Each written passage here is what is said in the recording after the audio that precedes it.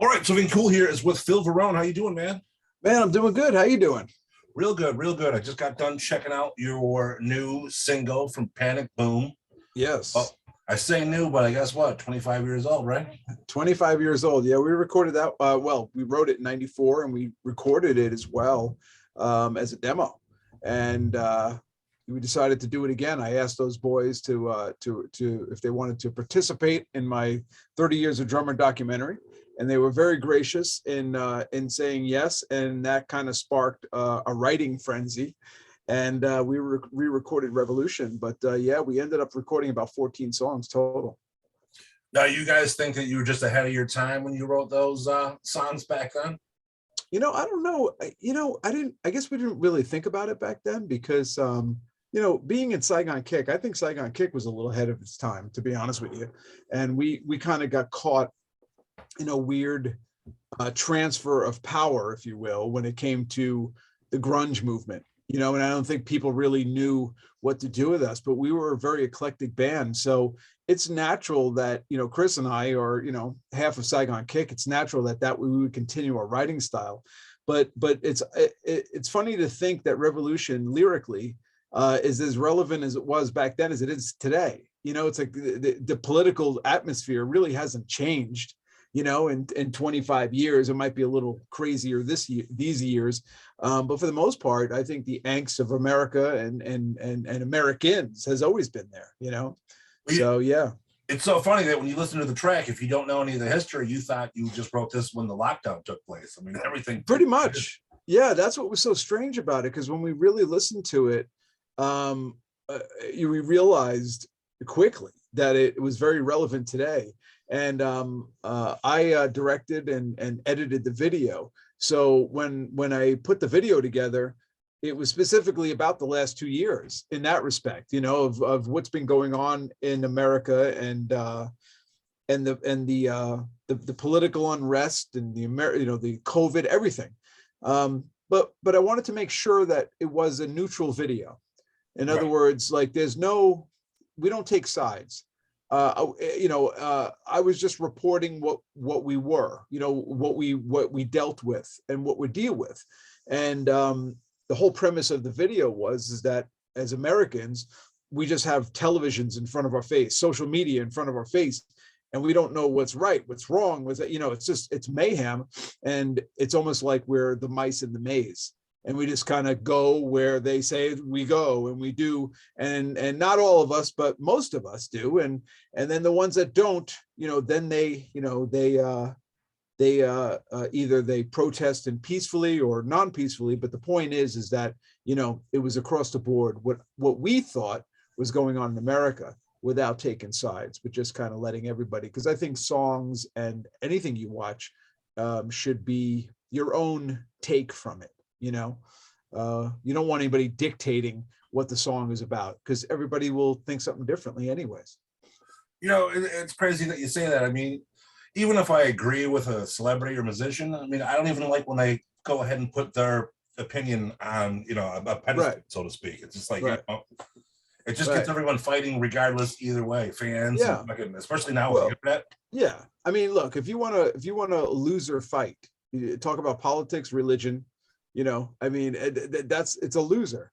You're never going to win. So why bother? Instead, just talk about music, because I think people have more in common with music. I've said this a million times, when we play a show, I look out there and I see fans. Right. I don't see black. I don't see white. I don't see Republican. I don't see Democrats. I just see people having a good time. I see music fans. And I tell people that are so angry today, like, take a breath and, ask your neighbor what band he likes and try that. Because I mean, look, you never know. You'd be amazed. You probably have, I would think that most people probably have 99% things in common. It's that 1% that could be a Democrat or a Republican or an atheist or a Christian. And that's what starts the fight. But yet, what about the other 99%, man? Because I mean, I could get along with anybody. I don't care, as long as you're not murdering people or raping children or fucking, animals or something. I'm okay with you, and racists, obviously. But I'm saying human beings in general. you're all the same. I think we're all the same. It's just a matter, some of them are a little more extreme, but it's like, dude, I just take a breath. I'll tell a funny story. I was in Nashville, and I was at the gym. One of the things I love to do after I work out is go into the steam room, because it's just relaxing. You let it all out, And I go to the steam room. This is in Nashville, and I hear this like howling laughing coming out of the steam room, right? And I walk in there, and there's two white guys, older gentlemen, white gentlemen, that that are definitely from the South, have the accent and everything, and two younger African American guys just chilling, and they're howling, all four of them going crazy. And the white guys are trying to tell the black guys about the Rolling Stones, okay, right? And the black guys are doing Dave Chappelle material, and everybody was just laughing and having a good time. Like it was a really, because if this was on the street, it would have been politicized as something, right. But because it was two older white guys that if you wanted to be, a stereotype and be biased, be a bigot, you would say that they're rednecks and all, but they were just, they were from the South, nice guys, and two black guys, man. And I had the time of my life in there. I just sat there and listened to humans, no colors, no anything. It was just humans enjoying the arts, which was music and comedy. And I said, the whole world needs a steam room. That's it, man, for sure. Seriously, because it's like, wow, man, you could definitely like just chill out and laugh. Who doesn't like comedy? Right.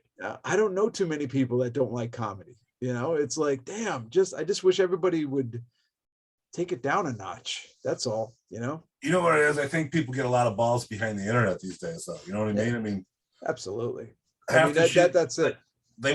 You would never say that face to face. You know what I mean? If I can typing that out, of course, when you're not. Because there's consequence when you say that. I saw a great video, and you could probably look it up on YouTube. I think it was Buzz Aldridge. Was it him or I think it was Buzz, or I don't know if it was John Glenn. It was who. Somebody went up to them and told them that the moon landing was fake. Right. Okay, I think it was Buzz Aldridge actually. And he cracked him. This old dude, he was old, and this dude was a mountain. He was huge, this guy, tall as shit, right? And Buzz fucking just clocked his ass. And I went, that's the consequence for opening your friggin' mouth. Yeah, for sure. And in the old days, when I was a kid, you got in a fight on the block and you threw some fists, and the next day you wake up and you live to tell it and you get on with life, But you learn respect in that way, because the person you're fighting and you got, like, you're going to have these brawls, but it was like, it was friendly and respectful, if that makes any sense. Today, it's just not, because they hide behind, they're called keyboard cowboys. They hide behind their keyboards, thinking they're hot shit. And half of them are not even real. It's like, you go on my Twitter, it's me. I have a verified account, and it's me. And whatever I say, I take, full responsibility for. I don't troll. I don't go into make fake profiles and do that shit. It's like everybody is just such a coward, and it's like everybody has this pack mentality of like, when they're in a group, they're but yet when they stray from the group, they're just a bunch of cowards that cry and all this other crap. And it's just like, you know what? If you're gonna be a racist and an asshole, then be it. At least be it. Right. Don't act like it on television. It's like that commercial, I'm not a racist. I just slept in a Holiday Inn Express. I feel great. They always do those dumb commercials, like the Kiss comes off the stage and there's guys pulling off their wigs and like, no, we're not even in a band, but we slept good at the Holiday Inn Express last night. That's what I feel these people are. They're just a bunch of cowards, and they stand for nothing. So it's like, dude, just, get off the internet. We got enough pollution on there, for God's sakes, and it's just ridiculous. At least they're cracking down on it somewhat, but you can't control the trolls. They just have no time. They have all the time, I should say, just to be despicable. It's like, go volunteer at a homeless shelter or something. Yeah, exactly. What kills me the most is like a lot of these people are fans of yours or whatever band there is, and then all of a sudden you wear a t-shirt they don't like that, and they're like, fuck this guy and everything he represents. Fucking, he's a piece of shit. Yeah. And you know, it's like, look, there's so many other things to worry about in life. And you know, I got some news for everybody. I'm gonna maybe break your heart, but you're not gonna like everything that people say, you know, but you don't have to listen. Exactly. You know, I don't listen to these idiots out there. I get on with my life. I do my life, you know, but people just can't do that.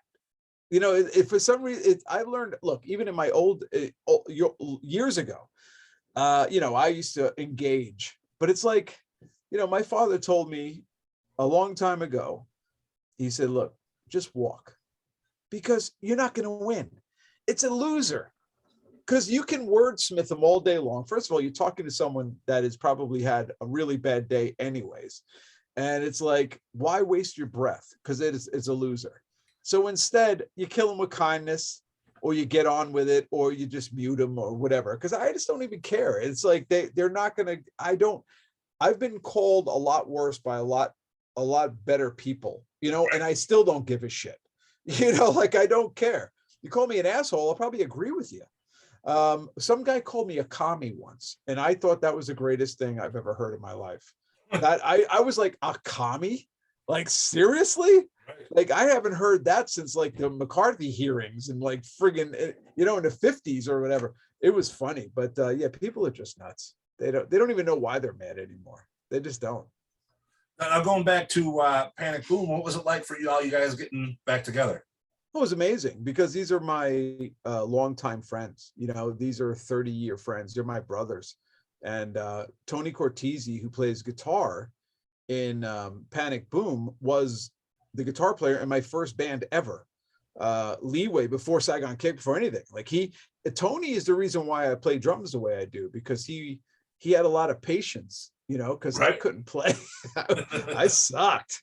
And he was always great, you know, and he was very well off, his family, and he had, you know, Les Paul guitars, and his brother Nick was a drummer, so he had the greatest drum set. I didn't even have drums, and I came into that, and but I have to give credit to Tom Reinhardt, the first guy that asked me if I played drums. He was in 10th grade. He's still my friend today, and he came over my house with an amp and a guitar, and played Crazy Train, and I was hitting pots and pans, you know, the typical cliche, but it was true.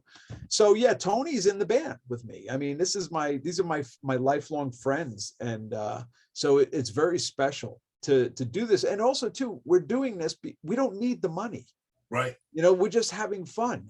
It's a different time when you have to work in a band because you have to feed a kid, or, you know, you're going to get evicted out of your house. This is just fun for us now, because we didn't really plan on doing anything. It just kind of organically happened. So because it did that, it's just so much fun. And if any band was going to have a hit, this band would be the greatest band to be with. But we're not expecting anything. We're just having fun. If people listen to it, the Saigon Kick fans want to hear it. We have a ton of great songs coming out. We just want to put songs out as artists. That's all. You know, that's all it means to us.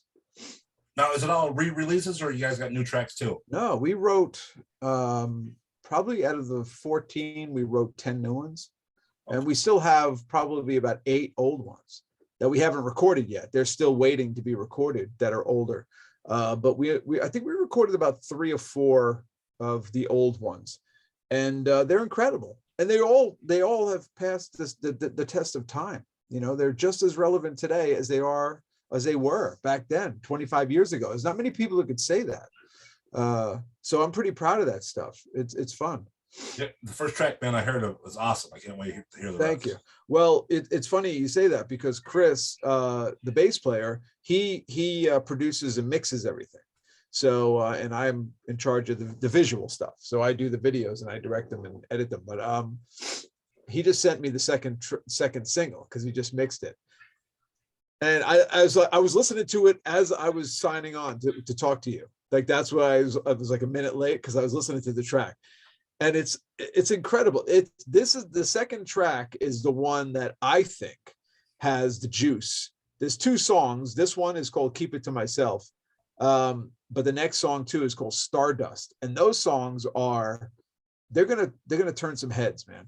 I'm telling Awesome. you. Yeah, they're really cool. But I appreciate that about Revolution. It's definitely, for a 25-year-old song, I'm definitely not sick of it. So that's kind of cool, you know. It's pretty cool that you guys are doing everything all in-house then too, you know. I mean, if you're doing, you know, your Rotten Brain Creations or making the videos and stuff. That's right. You got your buddy. Yeah, Chris is you know, one thing that happened during a pandemic is I learned how to, well, I've always been into editing. Right. But during the pandemic, it gave me time to really go back to school. And when I say that, I mean, I'm to this day, I take online courses for production, for video production, film editing, because that's ultimately what I'm going to do, is be a film. I want to edit feature films. I'm actually an editor as my regular day gig. Right. I edit. Yeah. So it's actually kind of fun. And, you know, because we're getting older. I'm 54. You know, I'm in good health. I'm very grateful for that. But, you know, you got to have a career too at some point. And I want an office Christmas party, man. I just want to be a normal dude. Like, right. I know that sounds weird, but it's like after 30 years of mayhem, I just want to have like a decent normal thing. And I'm just really fortunate it's editing, because it's just as gratifying as playing drums. You know, so editing these videos and doing all this stuff is cool. But yeah, we do it in-house. We do it at our pace. And, you know, we have an amazing publicist in Barbara Papa George, and we just do everything ourselves. And when we decide to put it out, we put it out. And that's it. You know, it's crazy to think how far that we've come. You know what I mean? I mean, 30 years ago, you weren't able to do any of the shit that you're able to do now. You know what I mean? No, not at all. And, you know, one of the things that I neglected doing because of my partying days was recording studio stuff, right? So I spent so many years in the studio with these great producers, top of the chain as far as producers and studios. And I was too busy trying to get laid or doing drugs and all this other crap. So that's another thing during pandemic. I got Pro Tools and studied. And, you know, and Chris lives right next door to Eric Bass, who's in Shinedown. And Eric has helped us numerous times with this project and lending his ears and ideas for songs. So it's been like a really cool deal where we have these great friends of ours that are just doing favors for us. I mean, the guy who mastered Revolution, like pretty much mastered every record in the last 30 years through master disc. And he was like, yeah, I'll master that for you. I got a rig at the house, you know, you just, give me some like beer money. We're like, what? You know, like stuff like that. We're so grateful. But yeah, we're just really fortunate that, and the reason why I like Pro Tools is for this. And because I spent a whole career recording on 2-inch machines, on 2-inch tape. So we deserve the Pro Tools now, because back then it wasn't about copying and pasting. It was about playing good or you got canned, you know? Right? So now we copy and paste now because we're allowed to. But yeah, we did everything. Well, I don't know if you know this, but we haven't been in a room together since '94. So the band, we recorded this whole record across the country. So it was a process, you know, like I get a guitar riff, I arrange things. I'm the arranger. I like to arrange everything.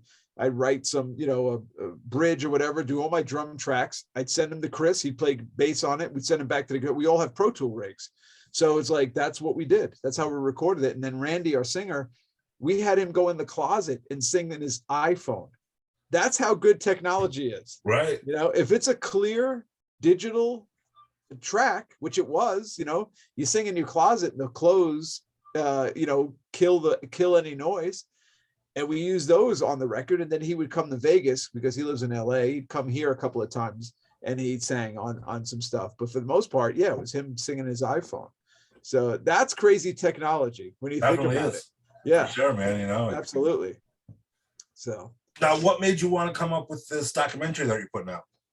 Because I did one in 2006 called Waking Up Dead, and it was a very hardcore doc. Like it was following me around for 4 years on the road with Skid Row, and I was doing lots of drugs back then and just craziness, you know. So I wanted to do one that was upbeat and happy, and celebrate the career and also the people who got me there.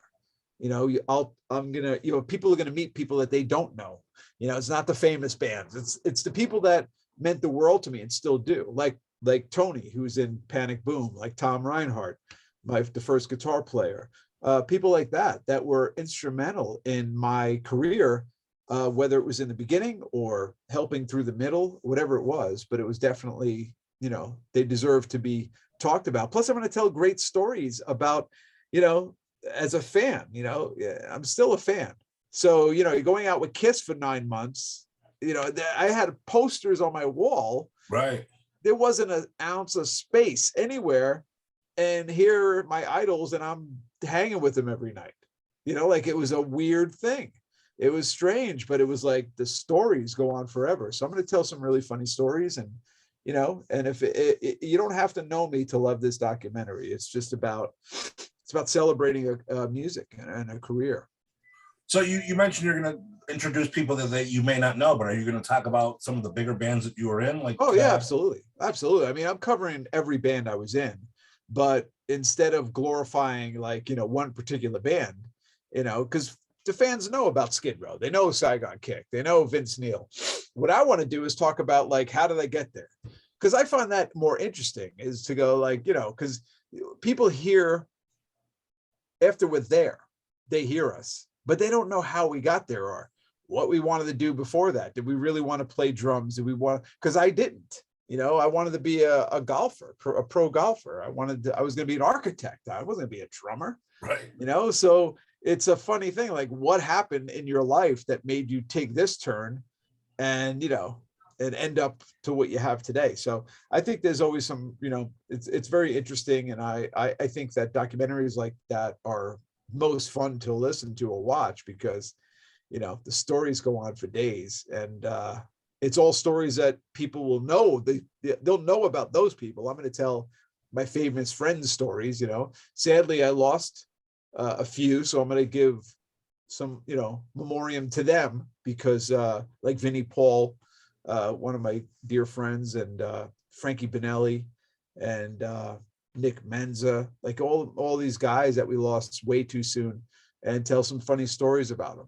I want to celebrate them, and not in a sad way, but fun, because they were fun people, and our business is fun. So I wanted to, and that's what it's mostly about. So when do you plan on releasing it? It's probably by the end, probably around my birthday, which is October, and I'm going to be 55. So I think 55 is a good number. Right. That's a nice even number in an odd way. It's odd, but it's even at fives. But yeah, I'm probably around there, October, but it will be out this year sometime, Cool. Now, with your time with Saigon Kick, man, when you guys recorded the hit song of yours, were you in the background going, can I at least hit the snare drum? Can I do something? It's funny. We tried it that way. We tried it with drums in it and stuff. We definitely did. It was it just felt right to not have drums in it. Ironically, it was the hit. I wish it wasn't the first hit, because I think the song is good. There's nothing wrong with the song. I just think that it came out the wrong order, because and it was also that weird time when grunge was kind of taking over, and people didn't know what to do with bands like us, even though we were more grunge than any of those bands. I mean, if you listen to our first record, it's heavier than anything that any of those bands ever put out. And it was like, we got kind of lost in the shuffle, and, coulda, shoulda, woulda, but no, I thought the video, it was one thing that when we went on a road with Extreme, it was like me and Paul Geary.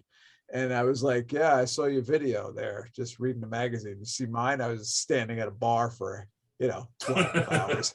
It's just funny. Pat Torpey, the late great Pat Torpey from Mr. Big, another one. It's like these great drummers just sitting around doing nothing. Right. But the songs were good. I mean, you can't deny a hit song. And I what does Frank say? It's better to love and loss than to never love at all. Well, I'd rather have a hit. One hit is good for me. It opened a lot of doors, and it got me to where I wanted to go. So that's awesome, man. Good for you. Yeah. It had been a weird time though. You know, you keep on mentioning how grunge just came out. I mean, Yeah. It was a sound that came out of nowhere. You know what I mean? It was completely different than what people are used to. So, Right. was there a time where you guys thought about like going more grunge route? I mean, I know you broke up shortly after the. No, because we were a grunge band. I mean, there was no. I mean, how can you go any more grunge than we were? You know, like it was kind of like, you know, we knew what was going on. The label was, you know, just didn't know what to do with us. And then Matt had left the band, our singer, while we're in Sweden doing a record. The band was just, you know, did everything wrong. You know, if you look back and everything was wrong. So, but we didn't know. We were kids, and we had a guy who was not a manager. He was just an awful human that didn't know his ass from his elbow. Because later on in life, I'm out on a road with Kiss, and Doc McGee was my manager at the time, so it was in Skid Row.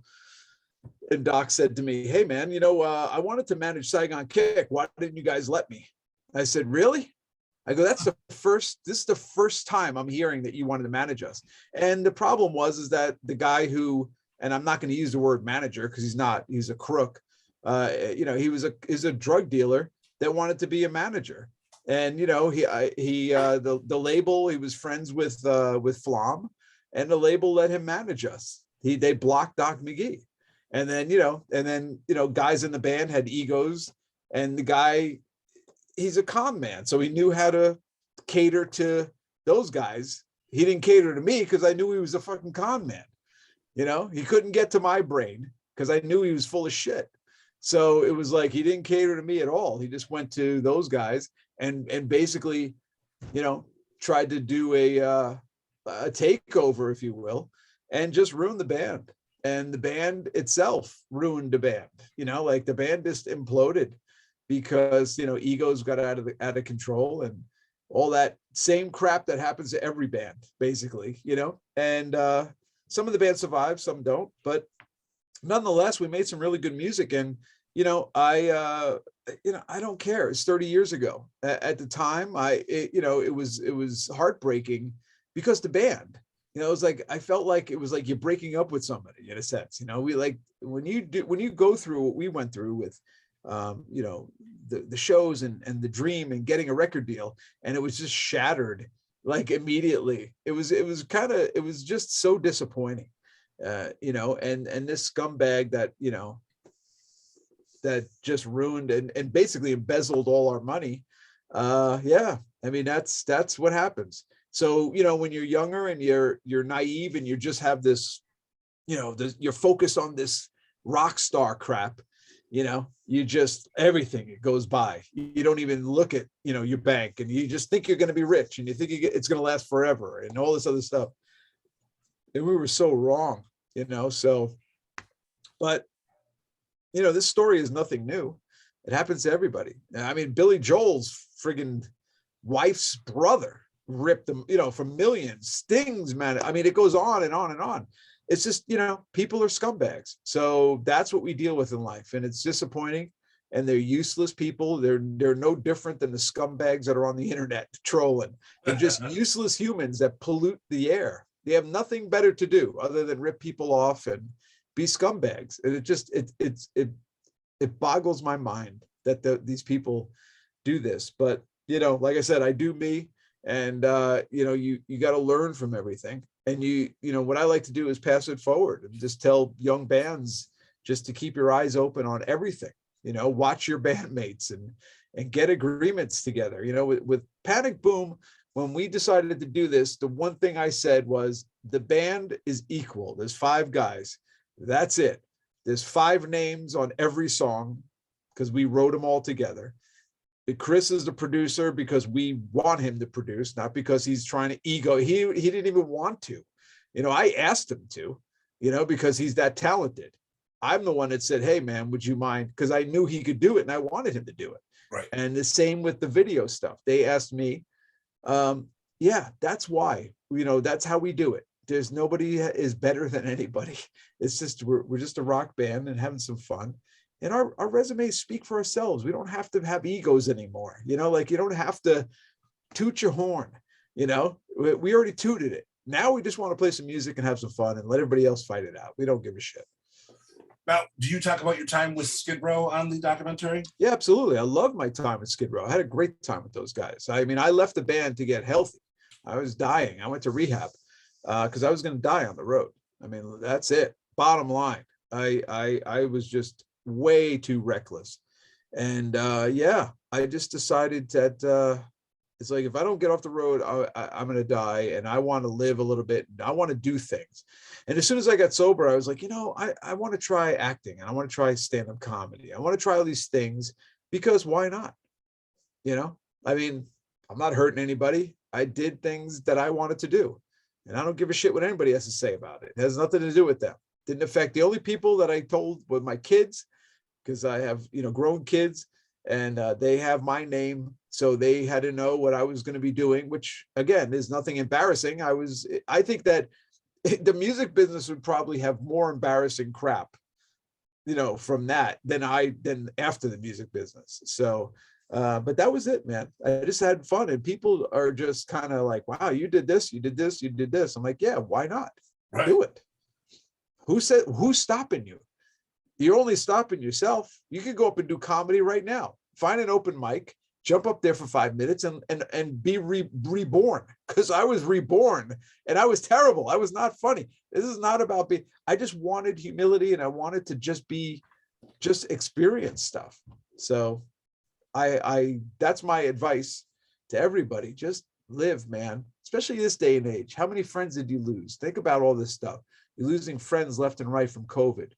You're losing friends because you're older. I mean, I'm older now. So my older friend, I just lost my singer, Johnny Solinger, just passed away, destroyed me. This is a guy who I love dearly. My age, spent 5 years, 24/7 together, doing records and touring, and then he's dead. I mean, he's a kid. In my eye, 55 years old. Right. I mean, he has a life, that's reality. So enjoy life. I tell my kids, you blink and you're going to be 50. So take it all in, be kind, enjoy everything. Don't take anything for granted. Be grateful, help others, and just do your time, do it good. Because at the end of the day, that's all we have. We all like a legacy. That's what's left, especially when you have kids, because they're going to continue, So my time these days is about the legacy. It's about just doing good things, as best as everything's out of our hands. But I'm saying, whatever I do these days, I want to do good stuff, and I want to do it right. So I did 30 years of, not knowing things and all the other stuff. And it got me into some crap, but no longer, you got to be wiser. That's all. Now, did you ever reconnect with the guys from Skid Row? I mean, I know you guys had a big falling out, and the lawsuit. Yeah, no, yeah, absolutely. I sent my father. Sadly, my father passed away in 2017, and I reached out to Snake, and I go, dude, I don't know what happened, because it had been a few years, I said, but yeah, I go, my dad passing away has made me think about a lot of things. And that is that, what are we fighting about? Because there really wasn't any fight. I don't know. I couldn't even tell you what happened. It was like some crap on the internet, and I sued them. And even Snake was like, yeah, dude, I have no idea. I mean, it gets to the point where it's like today, like we said, people are just angry. No idea why. Because nobody should be angry about anything, like when it comes to politics, because why are you angry for somebody? They don't give two shits about you. They right. Don't care. They want your vote. After that, you're nothing, right? So why would you fight over somebody like that? I can understand if you want to kill someone, they said something about your mother. Even then, it's like, so what? I mean, if somebody hurts somebody, it's one thing, but it's like, so that's really what it came down to. I was like, why are we fighting again? Because I don't remember. I still didn't know. I don't know. So it's so yeah, I totally I reached out, and that's all you can do. It's I'm also sober, so we have that's part of the steps anyways. You ask for amends, and you reach out to people you give a shit about or care about, and sometimes they tell you to F off. So be it. But that's it's not about that. It's about you and getting things off your chest for clear conscience. So that's what I do, you know. Did you find it kind of ironic when Sebastian Bach took a shot at you for being on the cover of Yes. Playgirl, and then later Yeah. in life when he was trying to do the photo shoot with Evan Seinfeld, with their wives trying to get them into the adult industry? I find it, Baz is very ironic, but you know, I don't quite understand. I've known him I knew those guys 10 years before I joined the band. I mean, they were friends of mine. Before I joined the band, I knew Sebastian, and I never really understood why he said anything, because, you know, it was in page 6 or whatever. You know, this is a guy who wore a shirt that said AIDS kills fags dead. Right. This is a guy that threw a bottle into a crowd and almost killed a girl. And the band had to pay hundreds of thousands of dollars to keep his ass out of jail and pay all these things in medical. And he's talking about me on Playgirl. You know, people have selective memory. You know, he just moved here to Vegas, and I haven't seen him around. I don't really go out, but it's like, you know, he's in a war with himself, because I got nothing to say. You know, the guy was a tremendous rock star, legendary, you know, and he's always going to be that way. And I just don't understand at what point the people go the extra mile to say anything, when it's really like, dude, it's like you already have the gig. Just shut up. Right. You know, people like you already. Don't ruin it. You're gonna, you know, because people like him, he could just talk himself into a hole, you know. And what is me doing Playgirl have anything to do with Skid Row or hurting Skid Row? Especially when he hasn't been in the band for I don't know how many years, you know what I mean? Not to mention that, you know, one of his favorite bands, Typo Negative, Pete Steele did it. Bret Michaels did it. Brad Pitt did it. I mean, so many people have done Playgirl. It was a bucket list thing for me. I mean, granted, yeah, my dick is bigger than his. So don't be mad at me about that. You know, scream at whoever you believe the maker is. I don't know. You know, put some more.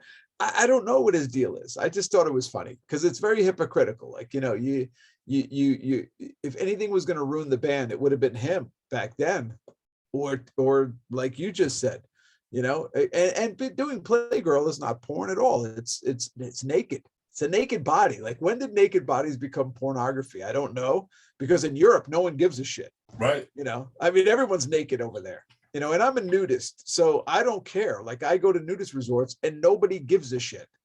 It's amazing. It doesn't matter how big, small, race, just get naked and enjoy life and nature. Nobody cares, because everybody's equal at that point, you know, except for the one guy that has, you know, the 18-inch dick.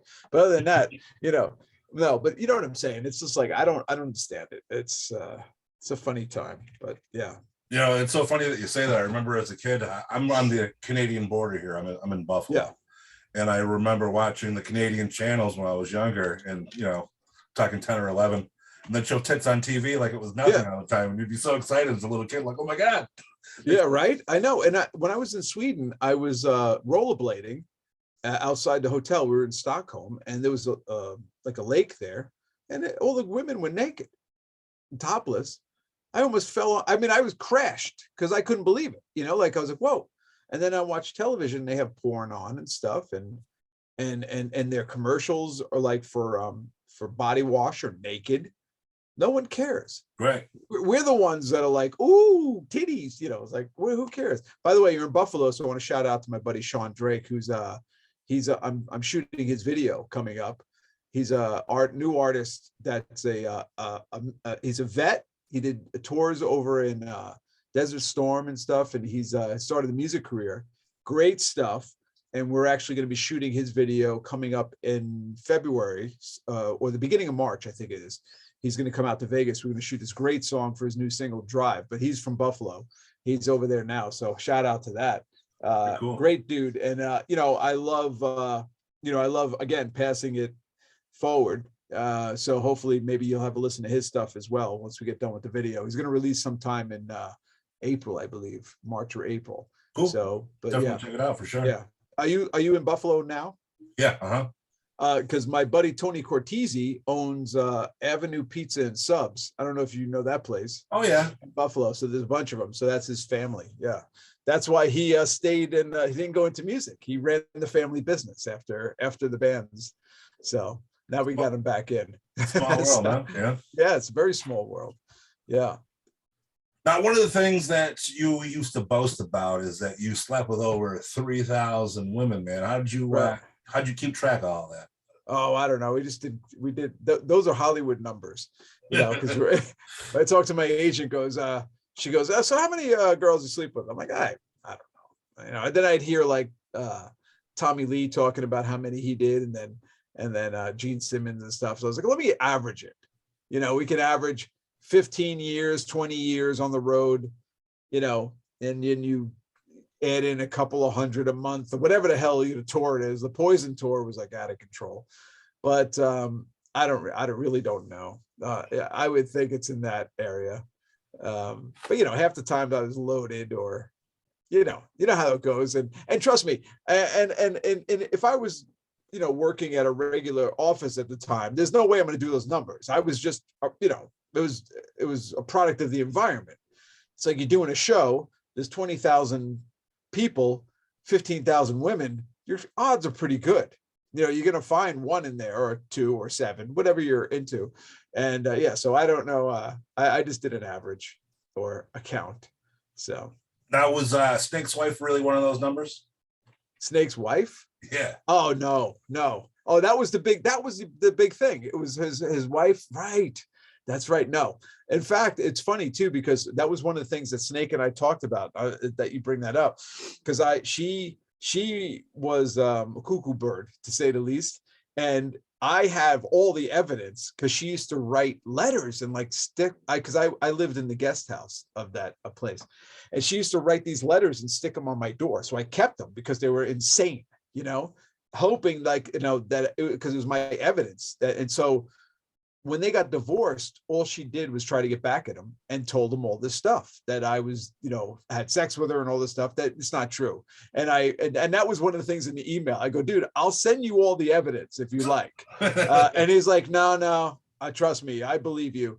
I know it was her doing her bullshit. And I was like, yeah. I go, unfortunately, it sucks, because, it really kind of, that did hurt us, Snake and I, because that's, that's not, that I wouldn't have done that, Right. And that's what she used to get back at him, and basically, and me, I guess. I don't know what her thing is, but oddly, she sent me a message probably about a year ago on Instagram. She's like, hey, I'm coming to Vegas. I was like, I don't give a shit. Like, just stay the F away from me. I don't care. And I'm not getting it. She is just a cloud of drama, that woman, and that's what that was. So terrible. Now, if Skid Row decided they needed a drummer for a tour, would you jump back in? Of course, in 2 seconds. I love those guys. I had the time of my life in that band. That was a really fun time. It really was. And I saw Scotty right before COVID hit. We were over at the Whiskey in LA and doing the jam night, the ultimate jam night. And Scott was playing, because it's like they just have musicians come in and just go up and jam. And I had no idea he was playing. So I was upstairs getting ready to go on, and I hear him in the corner. He's like, Phil, like, whoa, it's Scotty Hill. I love Scotty so much, man. He's such a good dude, and it was really nice to see him. And it was odd because I haven't seen him since everything. But he played, and then I watched him play, and then I played, and I came back up, and he's like, man, you played great tonight. It's good seeing you play, and all. It was really nice. It was a good thing. But yeah, I love playing that stuff. Like I said, I left the band for me. It had nothing to do with the band. Right. I can't say one bad thing about my time in that band, because one, I made good money. Two, I toured the world and opened up for my idols, and I had the time of my life.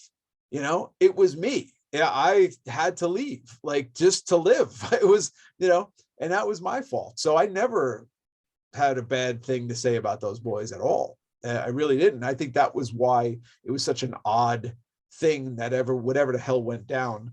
The wife thing was later on. It was actually something on the internet. I don't even remember what it was, to be honest with you, but it was just weird. So it was more disappointing than anything. But from what I read, it was that you were doing celebrity rehab, and they were trying to stop you from saying that you were ex Skid Row member. Yeah, they didn't want you to say it in the. Oh, okay. Yeah, unfortunately, they can't say that.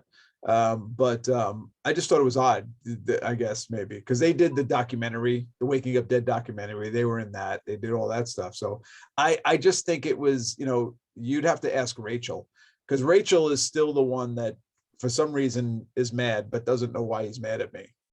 So I don't know. Because even I asked Snake, I was like, why is Rachel? He's like, I have no idea, dude. I don't even think Rachel does. He's just been so mad about nothing for so long that he just is going to stick. He'd rather go that route, I guess, and whatever. And that's sad, but hey, man, you got to do what you got to do. I don't care either way. If Rachel called me tomorrow, I'd pick it up. I'd love to hear him. He's my buddy. He's a brother. That's, I have the secrets that go to the grave as they will, because that's what it is. And I would love to. Again, when you share things with guys like that, when you have these great moments and you tour and all these fun times, it kind of sucks that you can't, talk about it.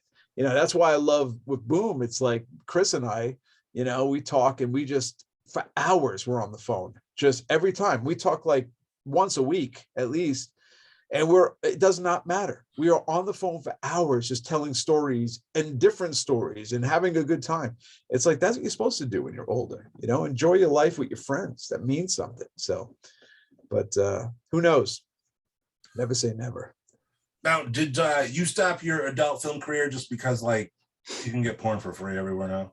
Yeah, it was weird. It was kind of like, I was directing for Vivid, right? So I was having a really cool time directing because I created that series, the Swinger series, right? And towards the end of it, I wasn't in them anymore. I was just directing them. But in the beginning, it was about my lifestyle because that really, so it was never about porn or being a porn star, because I'm not. I was never a porn star.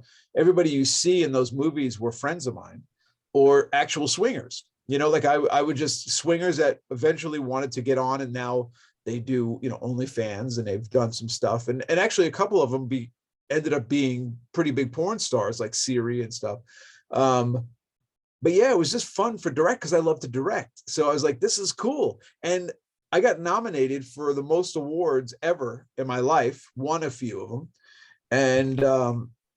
And then the internet really started to pick up, and Vivid was at a point where they're like, we don't have money for productions anymore. Right. And they kind of pulled the plug on the productions, and I shot so much material. So they just started doing best ofs and stuff like that. And that's really what did it. And then I started seeing like how crappy the industry is, like the shadiness of it, and girls were getting hurt, and like, like the real porn stars. And that just put a bad taste in my mouth. And for me to make money off of stuff like that is just something I couldn't do. It's just, I have a conscience, and it's unregulated. So it's like the Wild West. And it's like, we wouldn't believe the drama going on. And that has nothing to do with the porn stars, just the managers and the agents, just a bunch of scumbags. I've never seen so many crooks in my life. They're just, it's like our government, except they make porn. Well, our government makes porn too. So that's kind of a weird, but you know what I'm saying? It's just a bunch of scumbags that just are like Wild West, and nobody does anything. No one says anything. It's bizarre. I'm surprised people haven't been shot, because it's like, it makes you just want to fucking kill people that are scumbags. They're like, and I just remember going, I'm not this.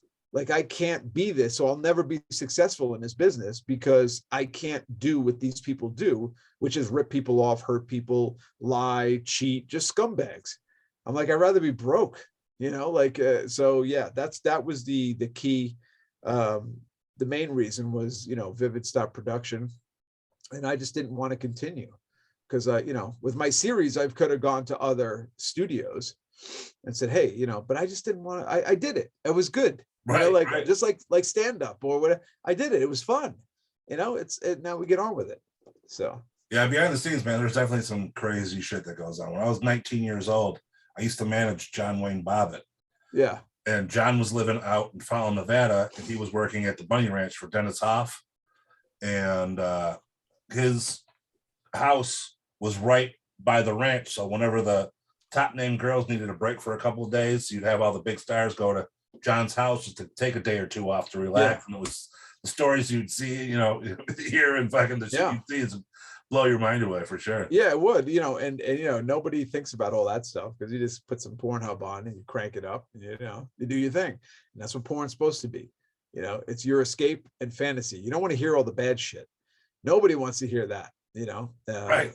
And the same thing with bands. That's why, you know, it's better to keep it all away from the fans. But yeah, porn is just it's not a good deal. You know, and the money is in the escorting, not in the porn. You know, I mean, these girls make money shooting, but I mean, they make money escorting. That's what they do, which is they should do.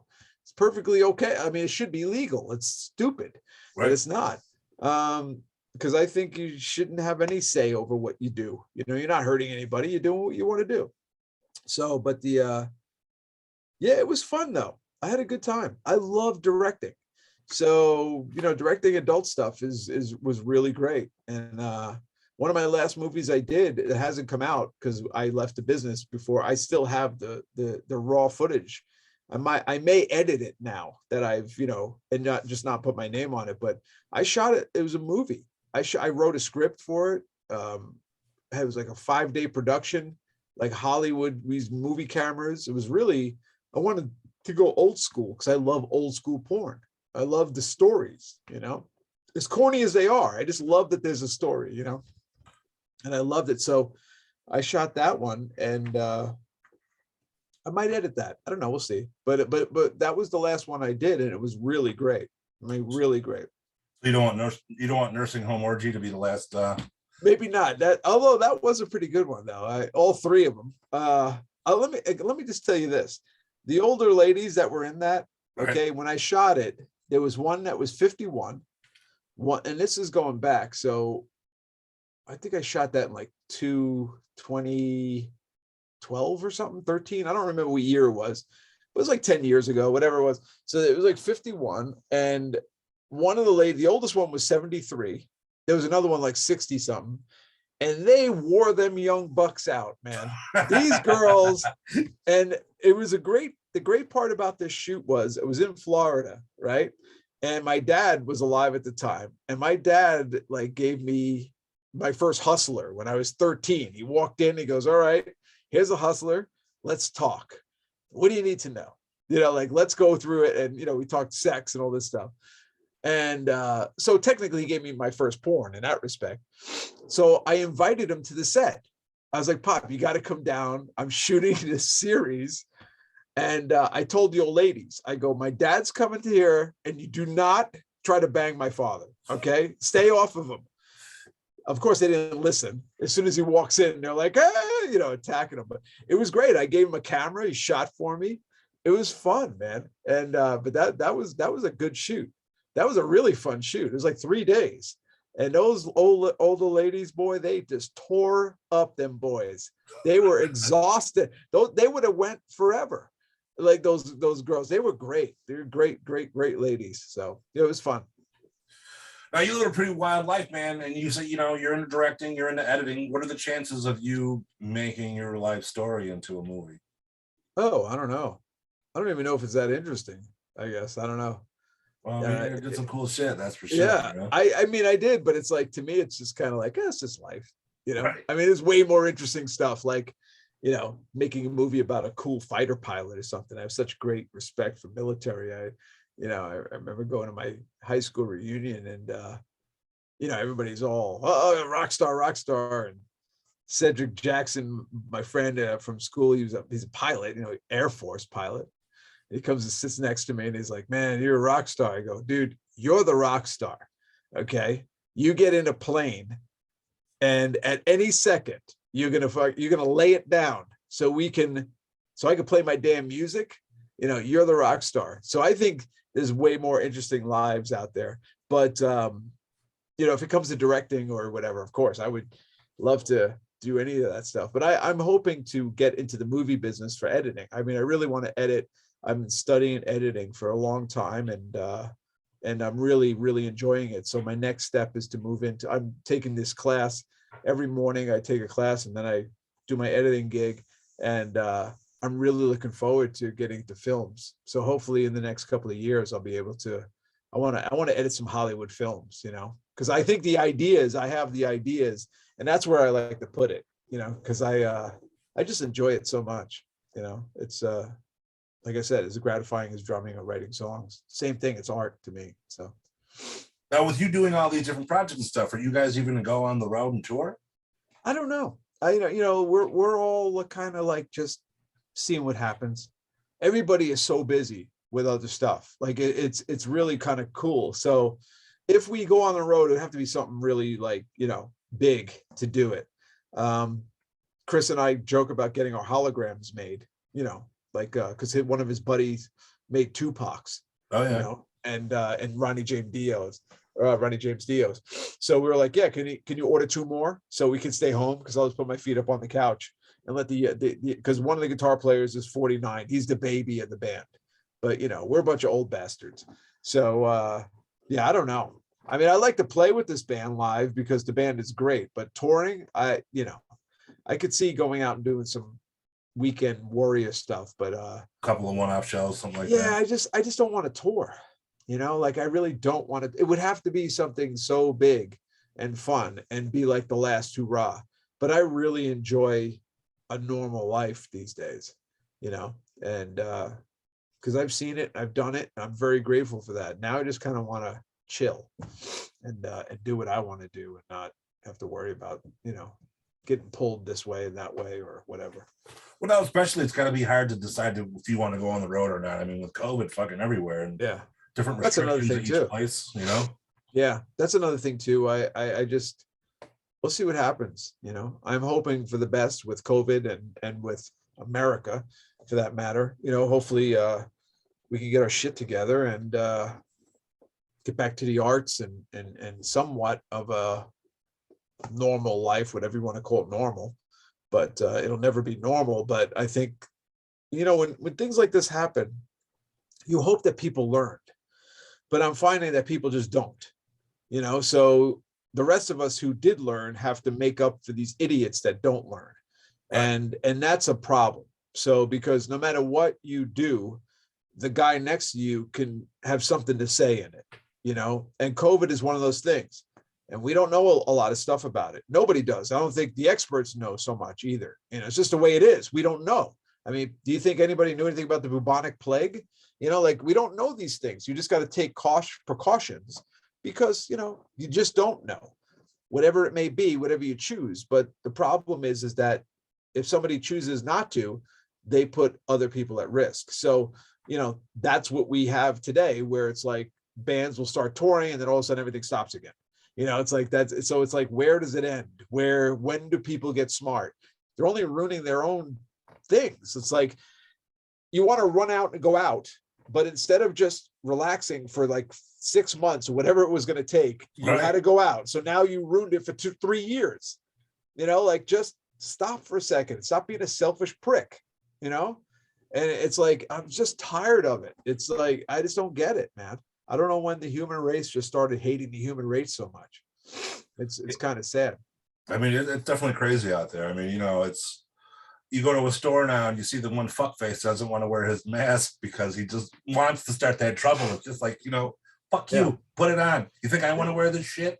Nobody does. Exactly. You know, nobody does. I mean, look, I understand the angst. I mean, flying with a mask on was brutal. I mean, I was like, it was, I mean, it's so claustrophobic. And you're in a tube anyways. You know, I just got over COVID. I had it a week ago, 2 weeks ago, and this is my second time with it, and I'm vaxxed and boosted, and I still got it because, you know, it's my girlfriend works at a COVID testing facility that gives you the official paperwork so you can fly to Canada or whatever you want to do. And, you know, she got it from there from being exposed from the employees that aren't vaxxed. I'm like, your employees aren't vaccinated and you're in a COVID place? Right. Like, what the hell's going on? Like, seriously, like there has to be some rule where medical people at least have enough common sense, or first responders that are on the scene, like coughing in your face. And who wouldn't want that? Like, because then who are you, helping too? Like, people are sick. It's just a weird time. I don't understand what the problem is, and it has nothing to do with politics. People make it politics, but it's not. It's just health, It's so weird here in New York. They told all the healthcare that they had to get their shots and their boosters and whatnot, and they give them a certain amount of time. Yeah. If not, you'd be fired. Right. They fired fucking shitloads of hospital staffs, nurses, doctors, all that shit. Now they're flipping out because they don't have enough staff to wait on the people. Right. And the funny part is that, people that are not vaccinated are clogging up the hospitals anyways now. I know that's what's happening here. We're in a state that's very not smart, and I'll just leave it at that. But they're clogging up the hospitals.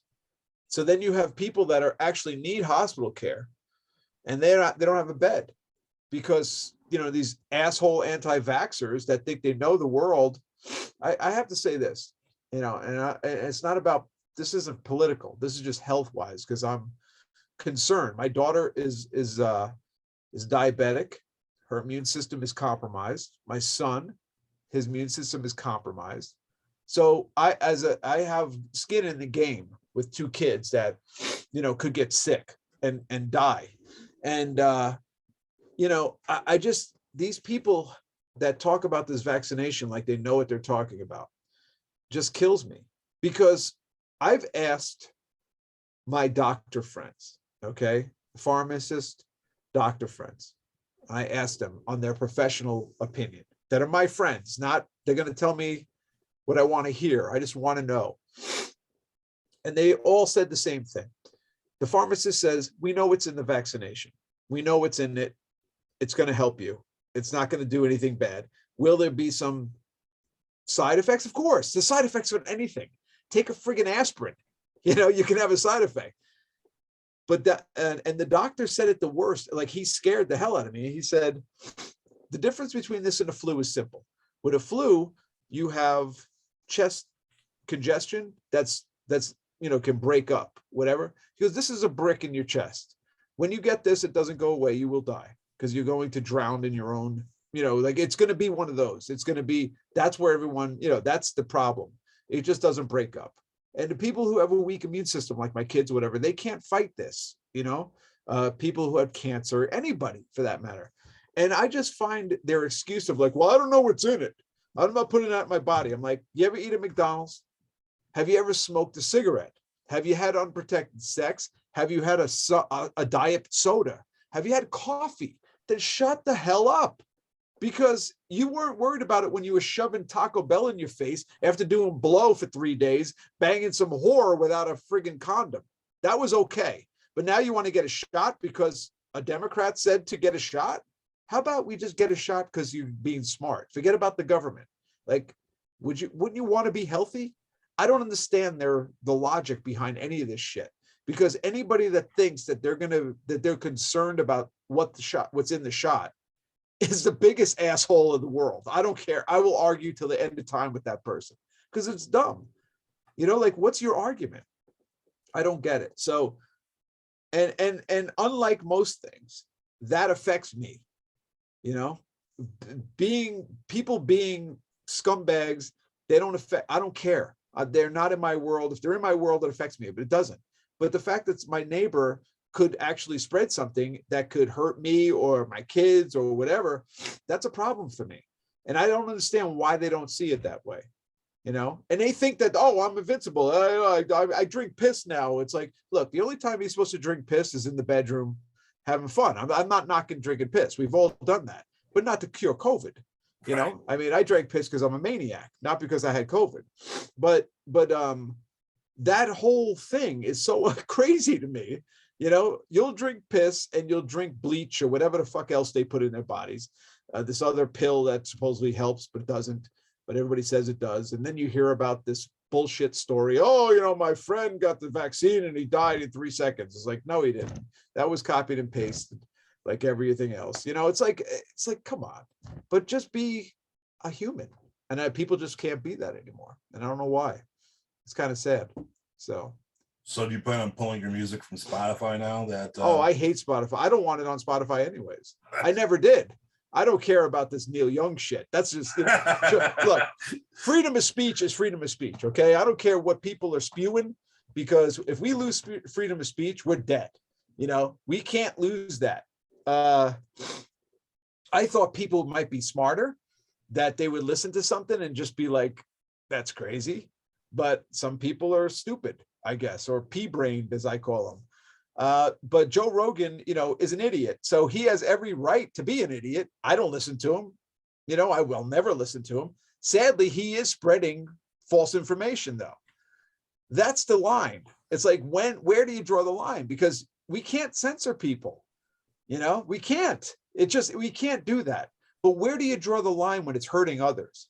Like that's where the kind of gray area is. But no, I hated Spotify way before this. I think that Spotify is a friggin' joke, and that they rip art. They're stealing our songs. What's really weird? And you probably know this. Remember the old days when Napster came out? Right. And they were right. And Metallica was up in arms. They sued and went crazy. Now Metallica is glorifying Spotify, and that's what Spotify is doing. Yeah. There's nothing different. Remember the fucking cartoons? Napster bad. Yeah, and Napster is the one now that's paying the most to artists. Maybe but Spotify is like Metallica, the running joke. They had like 1 billion plays, and we're like, oh, so they probably made about $200. That's cool. It's like it's I don't even know what's going on anymore. But I can't stand Spotify. Spotify could suck my dick. I don't.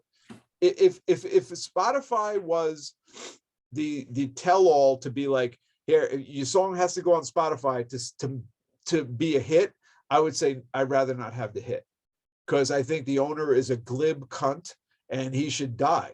I mean, those are the guys that should not these great humans that die every day. Those are the people that should die daily, because they're just polluting and they're stealing from us. He's stealing and laughing. He's going to court to make sure he can't pay royalties.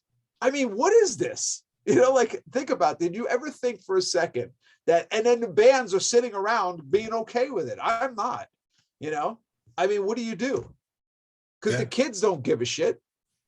The kids don't care. They just listen to Spotify. It's easy, Are you kidding me? My kid's 10 and he didn't know that you had to pay for music. He's like, what do you mean you have to go? And somebody sent him a CD and he was just like, what is this? Like, that's how you used to get music. You had to go to the store and you'd actually purchase this. Like, that's a job that these people do. That's how they made their living. He's like, I just say, Alexa, play fucking whatever song I want to hear these days. Isn't that funny?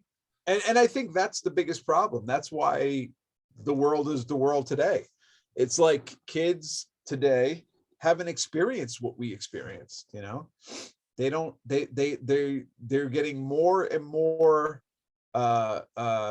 feel like they're owed something, they're just getting, and then there's the other side of kids that are just caring and, actually give a crap. But the world is run by nasty people. And there's a lot more scumbags, it seems, surfacing daily. I still believe that the United States is way more smart, caring people, because the people I talk to are wonderful humans. So if for every bad human, there's always like 1,000 or 2,000 or whatever good humans. I know they're out there. It's just that the scumbags are louder. It just seems they're loud. So they're the ones screaming the loudest. And although their numbers are, are not clearly, they're not there to do whatever they want to do. So it's a matter of, at some point, as an American, someone's got to step in and go, look, this isn't happening. As far as I'm concerned, did I just mute? No. Oh, okay. As far as I'm concerned,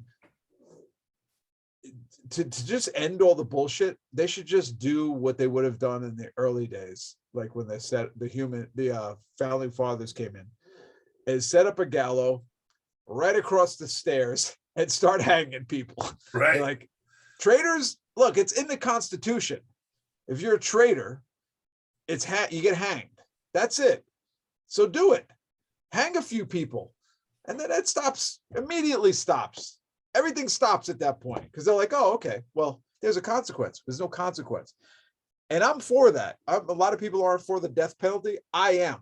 I think that if people are, and I get it, that it's like, I think the criminal justice system is a joke. So before people die, they should be new evidence and all that stuff. Because I do believe that people are just incarcerated for no reason, especially, you know, African Americans. I mean, it's ridiculous.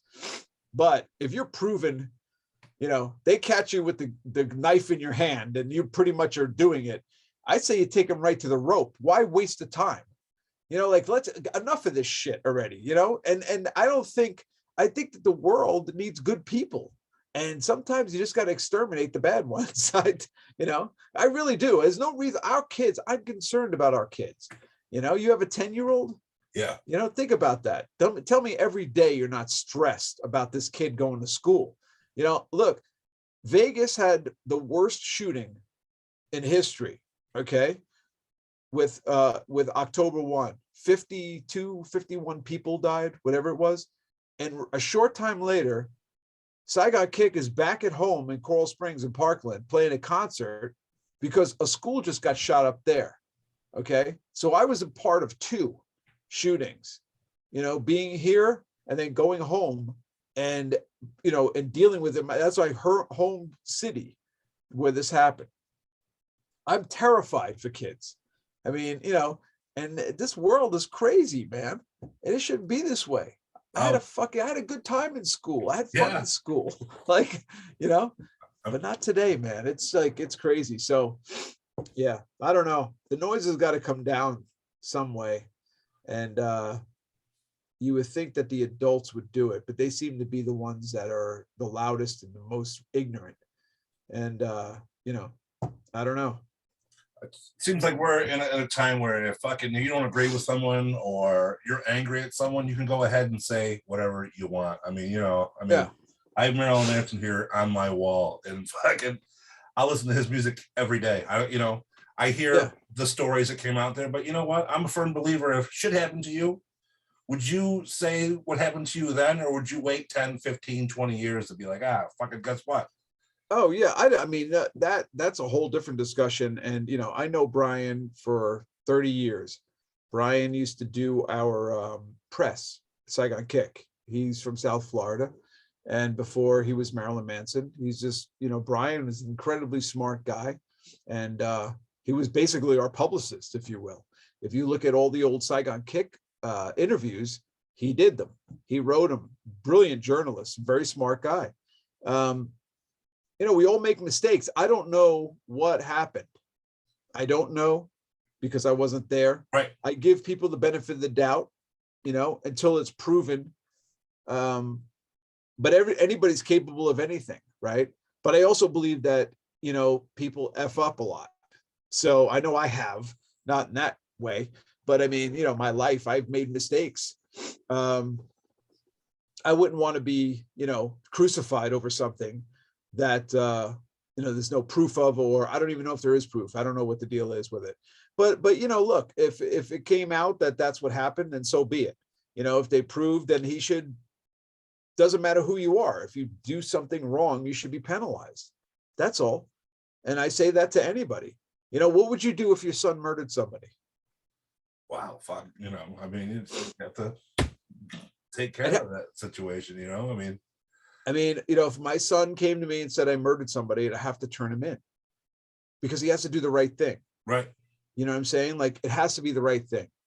And that's how it goes, you know, because life is like that, you know, like, and not, my son would never murder somebody. Yeah. You know, I mean, he tells me like, fuck, you know, my son's 10. No. Holy fuck, you know. But what I'm trying to say is, I get you. Maybe, I understand.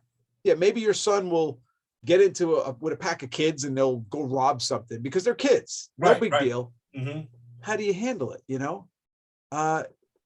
They have to learn, unfortunately. Sometimes it's the hard way. It's going to kill you as a dad, but it's going to make the kid better.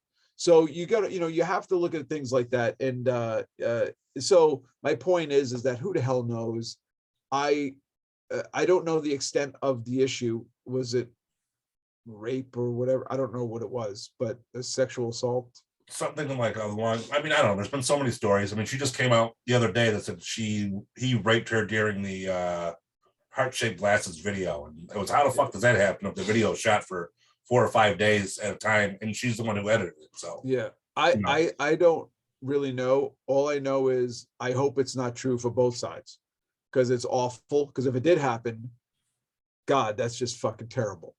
But if it didn't happen, it's terrible for Brian. So I just hope that it just didn't, like it just didn't. And I don't know, because, those situations are odd. As a rock star, you're in a situation where you're close to somebody, and, what do you call what happened? I don't know.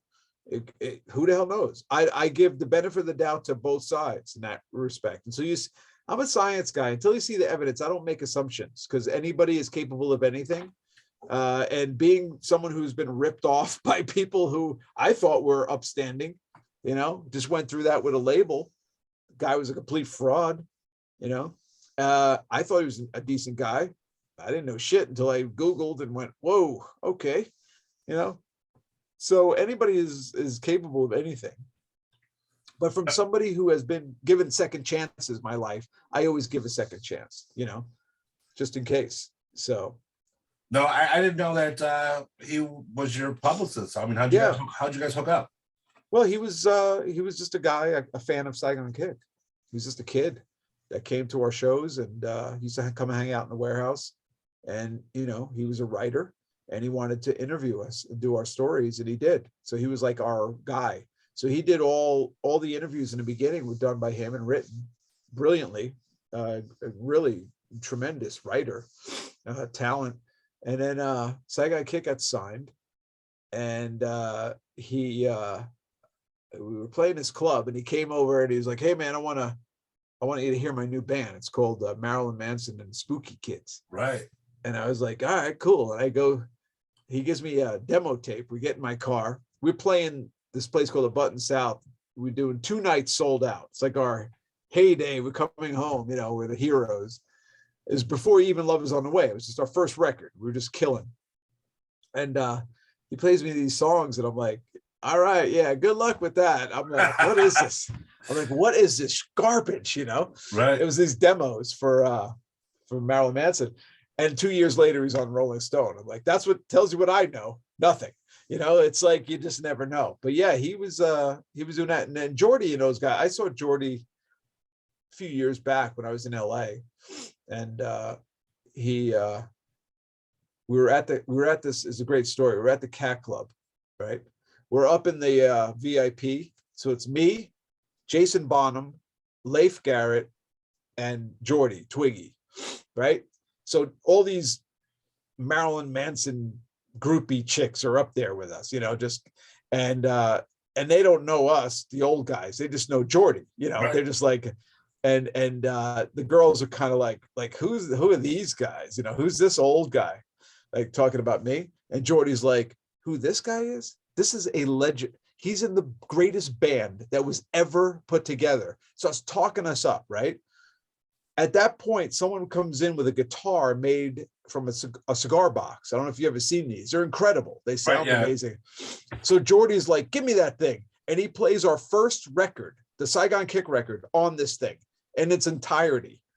And I'm just sitting there like, and I was like, that is a lot of respect he just gave me, because all these little girlies are like, and the fact that he was like, he's the band. This is the reason why I'm playing, because of these guys. They were just like, oh, okay. But I thought that was cool of them, to do, because some people just forget sometimes where they came from, i.e. Brian. But nonetheless, whatever. He's I think Brian has always been worried that because we know him. So it's like, I don't know. I guess if you could be Marilyn Manson all you want, but you're just Brian Warner to me. I don't give a shit what you did. I don't care about that. That's like, you think Alice Cooper's friends like give a shit that he's Alice Cooper? You know what I mean? No, Right. They don't. They just know him by, it's Frank, whatever his name is, like a normal guy, it's like, so I don't know, whatever. So that's why I'm editing. Because yeah. Now, Anyways. have you ever heard any of your songs played anywhere weird, man? I mean, I've heard your shit played at like Walmart and stuff before. You know what I mean? Well, actually, Walgreens, that was a funny one.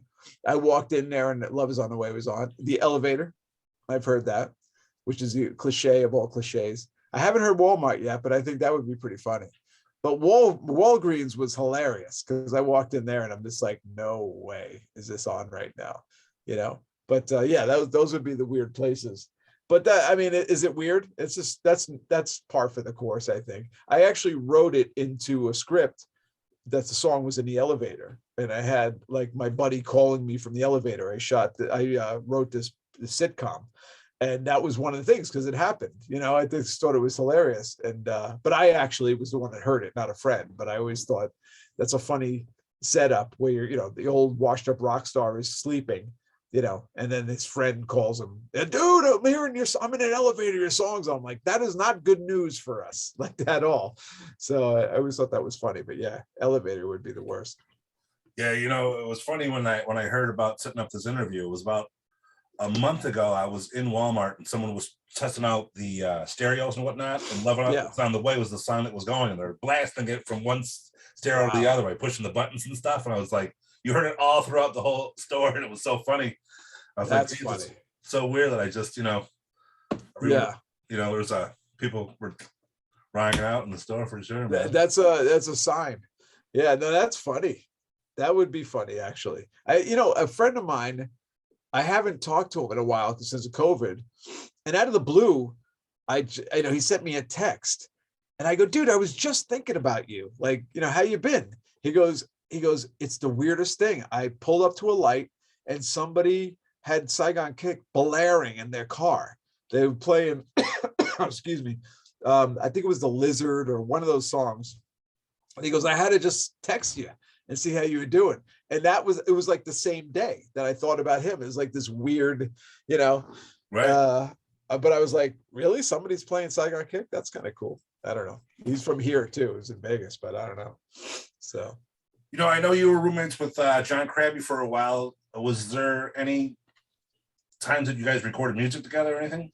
No, but I'd love to. Man, he is incredible talent. Probably one of the best singers, period. Hands down. The Scream was just such a great band. That's when I first saw him. Saigon Kick was doing a show, and the Scream was on the show with us back before our record came out. And I was just like, who the hell is this guy? I mean, what pipes? Incredible. And just the nicest guy, just a sweetheart. But no, I never did. I would love to, though. I really would. And his son, it's funny because his son, he was a baby when we first met. And Ian now is, plays drums with him. So I think I always got beat out by Ian to play drums, but that's good. His son, and he turned into an incredible drummer, his son. So it's actually kind of funny, but no, we never did, but I would love to. Sure. After this, what's next for you? Not much. I mean, I have, well, I shouldn't say that. I mean, the documentary's coming out. I have a writing partner. Her name is Sean Coey, and she sings in Starship. And she's out on the road, and when she's home, we write songs and stuff. So we have a couple of songs that'll be featured in the documentary, but we're releasing one coming up. So right now, the next thing is this new single called Every Soul that I wrote 30 years ago in a studio in Sweden and never made a Saigon Kick record. But I ended up taking the music and rewrote it and gave her the song, and she wrote some lyrics to it and rewrote it. And we actually have a hip hop version of it as well. So we're putting out the key, just the regular, it's just piano and her voice, kind of like a Casey Musgrave Rainbow type of song. So that's coming out. We're shooting the video.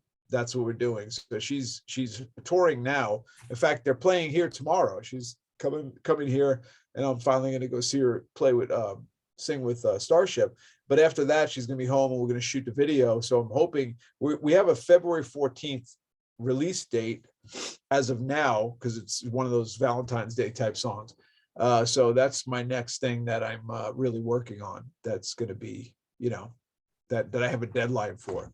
And that's about it. Just, you know, really just, I just want to be a regular guy, man, just trying to do editing. And that's my goal, just studying and learning. And hopefully I can become a Hollywood editor, because that's on my bucket list, you know, that and getting a pilot's license. Those are my two. Oh, that and okay. And also, you know, having Mackenzie Phillips naked, I'm sorry, Mackenzie Davis nude with Diet Pepsi flowing over her. I mean, that's another one on my bucket list. But gotcha.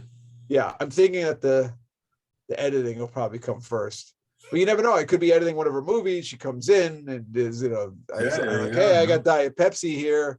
Would you mind removing your shirt? And then all of a sudden I'm on #MeToo. It's going to be you know, you never know what's going to happen. Yeah, so that's about it. I'm just living, man, having fun. Are you going to put a soundtrack out with this documentary? I am. Yeah, because the songs that I wrote throughout the years are going to be featured, but they're not like the hit songs, whatever. We're releasing them now. In fact, Revolution was going to be one of the songs on the documentary, but we decided to release it sooner, you know, so we can get Boom out. But Boom there'll be a couple of Boom songs on there for sure. Cool. And the Boom is featured in that as well, because that was the whole idea of this, you know. So yeah, it's going to be pretty cool. But once we get some, I'm not editing it, by the way. My editing partner, who I worked at Vivid with, he's editing it. He's an incredible editor. He's, yeah, the guy's a master. And I'm not going to edit my own story. I would lose my mind. You know, it's like, I don't want to see it's bad enough. I got to see this. I have footage of everything I've done in the last 30 years. So he's editing it. So we'll see how it goes with him. And, you know, probably, but I would say by the end of the year for sure. People are watching this. They want to follow up. They want to know more about the documentary. They want to get the album. Yeah. Where do they go? What do they do for everything? You go to panicboomband.com. That is the hub that goes to everything from Panic Boom. PhilVarone.com is mine.